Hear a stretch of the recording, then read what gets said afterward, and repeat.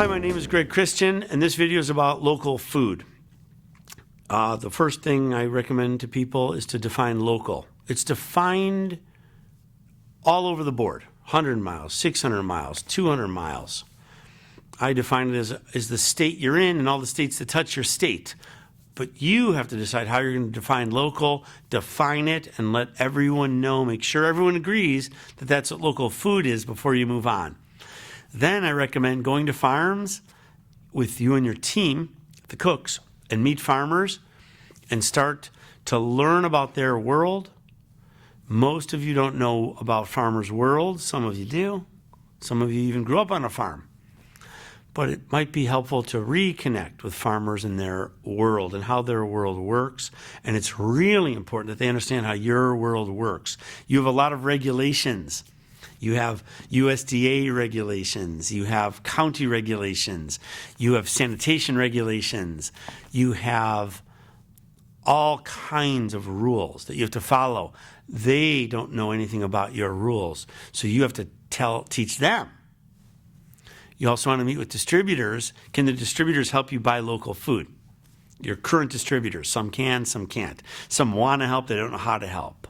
One thing that's helpful in buying local food is that you're okay with the menu changing. So let's pretend hamburgers are popular in your school and you're going to serve hamburgers once a month for the entire school year, and you never want to change that. That's great.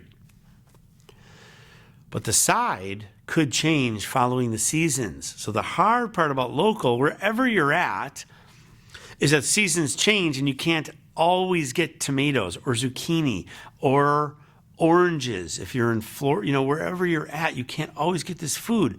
So are you able, do you have the cooking chops to one hamburger day, serve homemade roasted local potatoes, and the next month serving, a Napa cabbage slaw, and the next month serving, mixed green salad with a homemade dressing?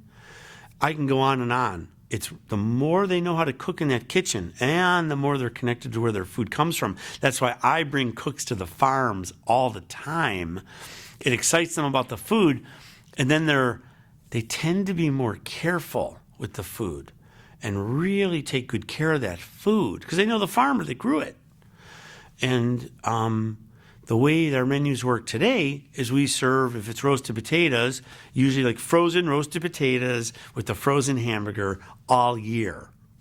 And that's fine, but being open to changing your menu with the seasons is going to help you buy more local food, which has more flavor. And when food has more flavor, kids are more likely to eat it like we are.